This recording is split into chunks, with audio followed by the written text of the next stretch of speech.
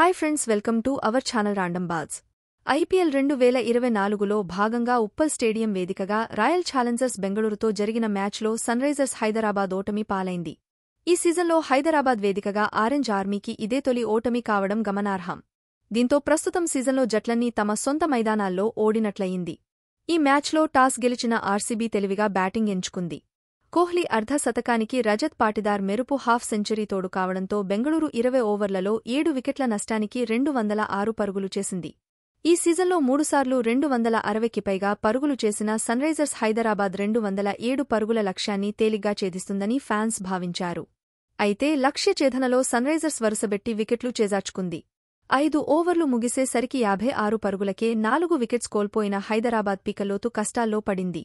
నితీశ్ రెడ్డి, అబ్దుల్ సమద్ కూడా త్వరగా అవుట్ కావడంతో 10 ఓవర్లు పూర్తయ్యేసరికి 6 వికెట్లు నష్టపోయి 89 పరుగులు మాత్రమే చేసింది.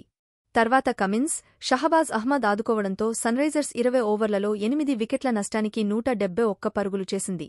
టాప్ ఆర్డర్ బ్యాటర్లు విఫలం కావడంతో బెంగళూరు చేతిలో సన్రైజర్స్ 35 పరుగుల తేడాతో ఓటమి పాలైంది. 5 ఓవర్లు ముగిసే సరికే సన్రైజర్స్ ఓటమి ఖాయమైంది.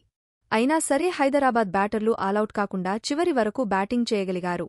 సన్రైజర్స్పై గెలిచిన ఆర్సీబీ నెల రోజుల తర్వాత ఐపీఎల్ 2024లో తొలి విజయాన్ని నమోదు చేయడంతో పాటు ప్లే ఆఫ్స్ అవకాశాలను సజీవంగా ఉంచుకుంది.